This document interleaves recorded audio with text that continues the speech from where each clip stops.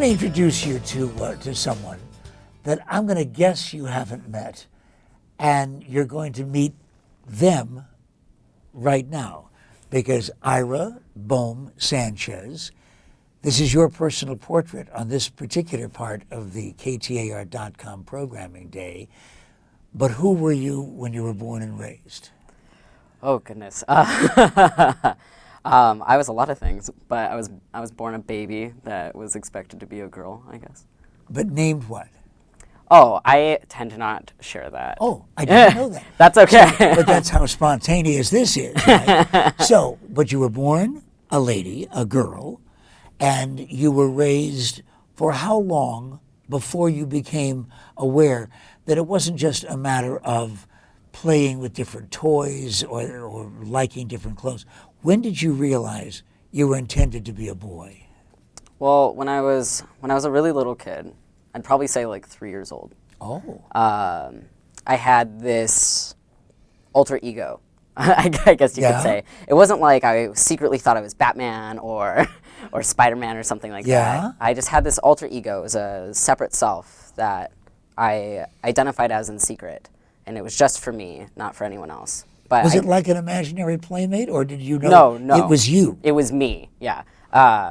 I didn't have any imaginary friends. I grew up a really overly serious child. But when I decided to do something about it, and I guess when I found language that meant something, that I could do something about it, I was 19, almost 20. The language you're talking about is transsexual, transgender, that kind of thing, right? Yeah. That confuses almost everybody. Yes, but it does. If it confuses us, just talking about the subject, I can't even imagine how confusing it must be to be in the process of identifying oneself as a transsexual or transgender. Yeah. It's the way that I see it is, if as a human being I have the rights to feed myself, to dress myself, to pick where I want to go to school, et cetera, then why do I not also have the right to define my body, to pick my own name, to pick my gender identity? It's just language. How far along the process of making the transition have you gone? Well, I've been on testosterone for 2.5 years. Well, almost 2.5 years. It'll be 3 years in June 17th. Breast surgery? Yes, I did. I mean, I guess I could show you if you want, but... No, that's perfectly right. I always take the word of my guests. Yeah, it's fun. But that is a process. That is a process. And yes. They attempt to limit scarring. Yeah.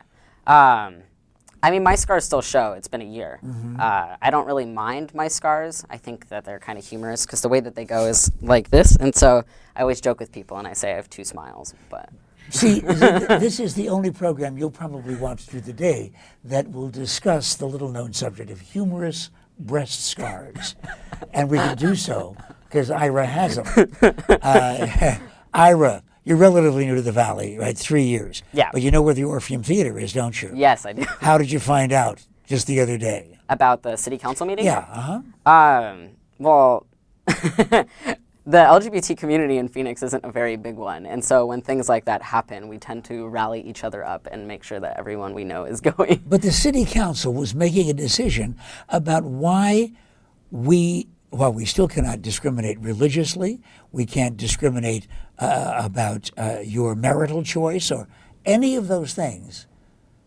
But we still could, up until that decision, discriminate against lesbians, bisexuals, gays, and transgenders. Yeah, and to be frank, that's how it is in the majority of the country, where that's okay.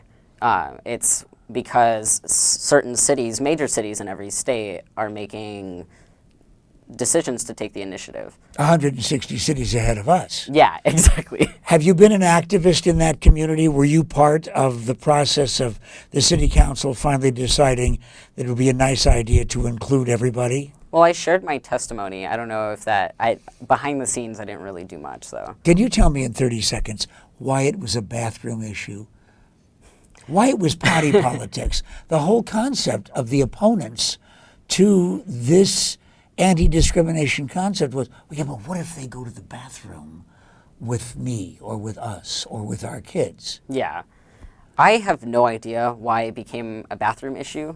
It seems incredibly illogical to me, but what I do know is that for a lot of transgender people, and in terms of the discrimination against transgender people, bathrooms are an incredibly sensitive and potentially dangerous space.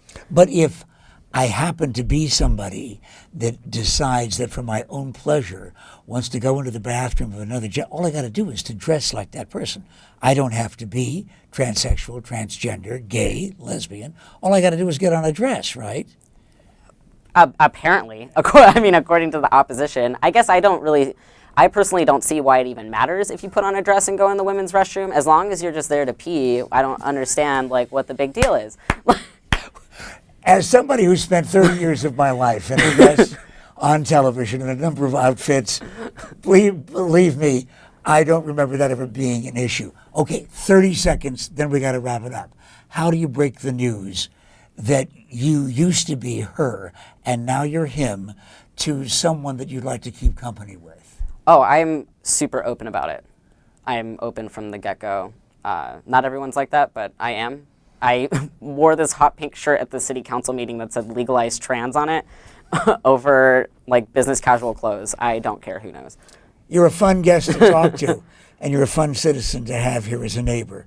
Ira Bohm-Sanchez, Pat's Personal Portrait on KTAR.com.